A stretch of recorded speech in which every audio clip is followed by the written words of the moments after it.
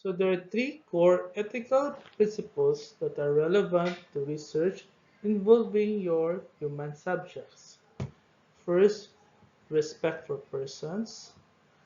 B. Beneficence, or the act of doing good for others. And justice.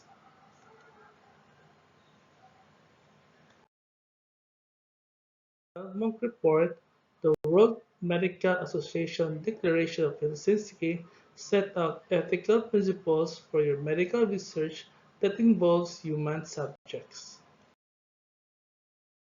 Of the Belmont Report of Helsinki in 1964, which was written by the World Federation of Physicians, defined therapeutic versus your non-therapeutic research. It made the informed consent a central requirement for ethical research and allowed for surrogate consent for research subjects who are unstable to consent on their behalf.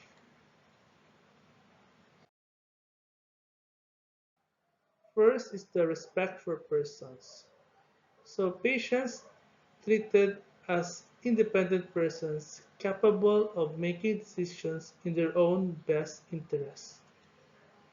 So patients with diminished decision-making capacity are entitled to protection. So they are made aware of alternatives available to them as well as the consequences that stem from those alternatives.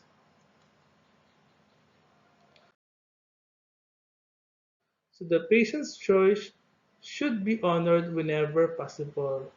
So we recognize when patients are not capable of making decisions in their own best interest and are therefore entitled to protection.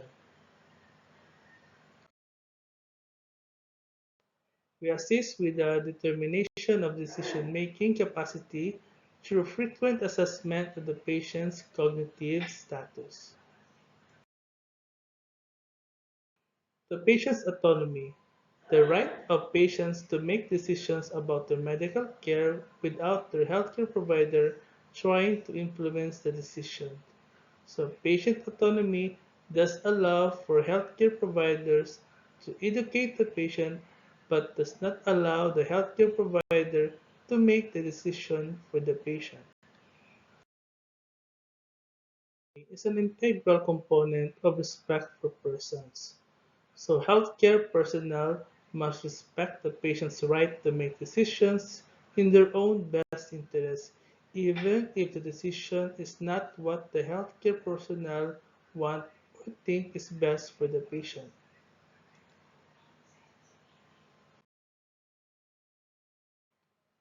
So generally, patients can refuse any and all treatment because of their right of autonomy, except when the decision poses a threat to others.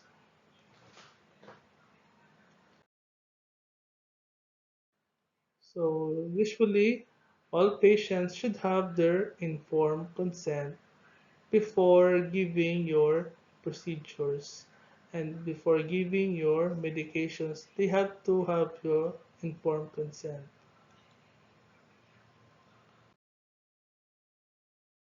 So informed consent, it means that they know the nature of treatment, they know the alternatives, they know the benefits, they know the risks, and they are able to ask questions to the healthcare provider, especially the nurse.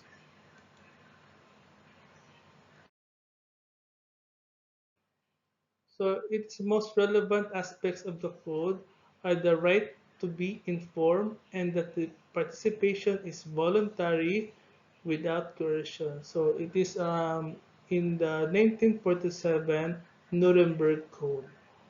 So if there is coercion, the nurse is obligated to report this suspicion promptly.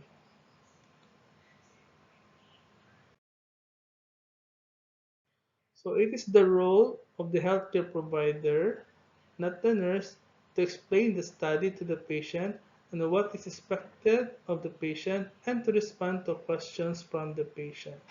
So it is usually the uh, physician as the primary care provider that will inform the the patient and the family on what are the risks if they are going to be involved in a clinical research study.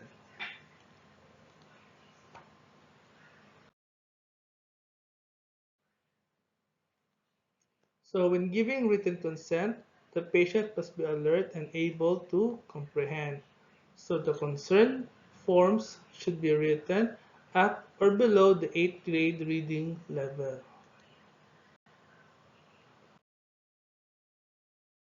Now, let's go for your beneficence. So the duty to protect research subjects from harm. So it involves ensuring the risks and possible benefits from participating in a research study, and it should be clearly defined. So ensuring the benefits are greater than the risks. So that is why we always weigh in the risk and the benefit of that clinical trial.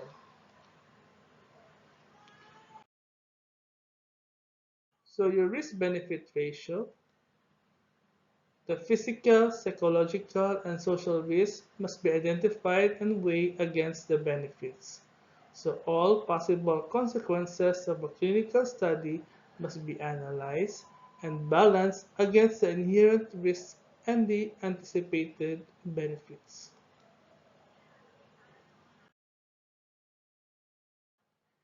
And justice requires that the selection of research subjects must be fair.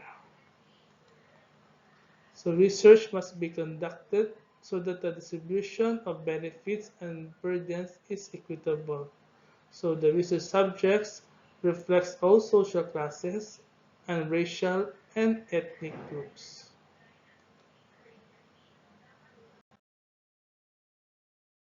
So these are my references. Thank you for listening.